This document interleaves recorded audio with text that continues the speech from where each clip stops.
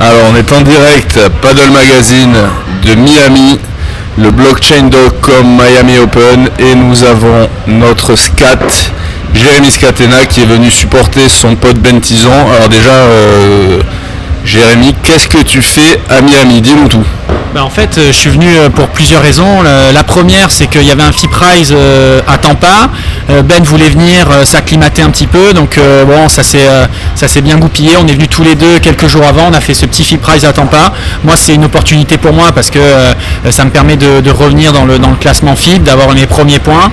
Je vais accélérer, je vais commencer à faire des FIP pour pouvoir faire le nouveau circuit QSI qui va être quand même complètement exceptionnel, et ça serait dur pour moi de ne pas pouvoir entrer dans les tableaux. Et voilà, et puis en plus c'est Nale Granda qui est le directeur du tournoi, c'est lui avec lui que j'ai découvert le paddle, donc c'est sympa d'être là avec tout le monde quoi, dans cette organisation. Petit clin d'œil pour Nale, et puis donc FIPRISE que vous avez gagné, ce qui fait que tu as tes premiers points. Et donc est-ce qu'on a des chances de te voir à Doha pour le premier tournoi du FIP QSI Tour? Alors c'est à 99%, je serai à Doha pour le premier FIP. J'ai un partenaire j'ai l'opportunité d'avoir un partenaire qui a un petit peu des points aussi, donc plus mes points je vais rentrer. Et puis voilà, j'ai beaucoup d'illusions, comme on dit en espagnol, de faire ce nouveau circuit. Ça a été aussi douloureux pour moi de ne pas pouvoir revenir de temps en temps faire le World Paddle Tour parce que l'APT grandit, mais ils ont que 14-15 dates dans l'année, donc c'est un peu mince, et c'est vrai que je cherchais quelque chose à faire à côté. Donc là avec les FIP, je vais avoir une année vraiment très complète, et ça va être sympa.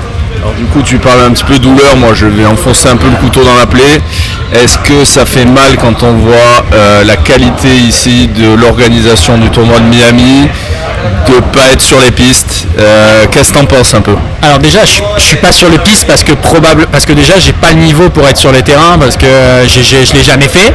Donc Ben l'a déjà fait, donc il est sur les terrains, et moi je suis dehors pour l'encourager, donc c'est aussi un truc de niveau bien entendu. Et ensuite, pour en revenir à l'organisation, moi j'ai une lecture différente, c'est parce que c'est Nale et Wayne qui font cette épreuve là, et je peux vous dire qu'en termes d'organisation, en termes de bâton dans les roues que leur met le World Paddle Tour, c'est incommensurable. Donc après, moi je pense que c'est surtout parce que quand vous avez des bonnes personnes qui organisent un tournoi, il peut être World Paddle Tour, FIP ou Fédération Française de Tennis ou P2000, quand vous avez des kings qui mettent des millions de dollars dans une organisation, ça marche quand même aussi.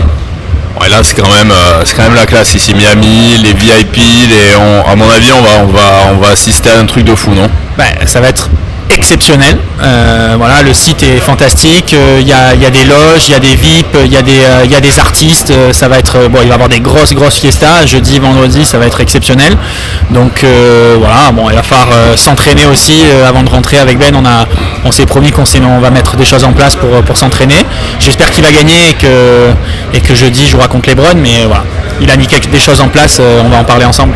Alors justement on va rentrer dans le fil du sujet. Donc comme annoncé sur Paddle Magazine, à 15h on a le live commenté de ce match Tizon Zapata qui ont gagné la phase des Prévia à Madrid, qui sont qualifiés pour jouer ces 16e de finale ici, qui joue aujourd'hui face à Lucas Campagnolo, le Brésilien numéro 39 du WPT, et Lucas Garrido numéro 20. Alors Scat, qui connaît bien ces joueurs, est-ce que tu peux nous dire un peu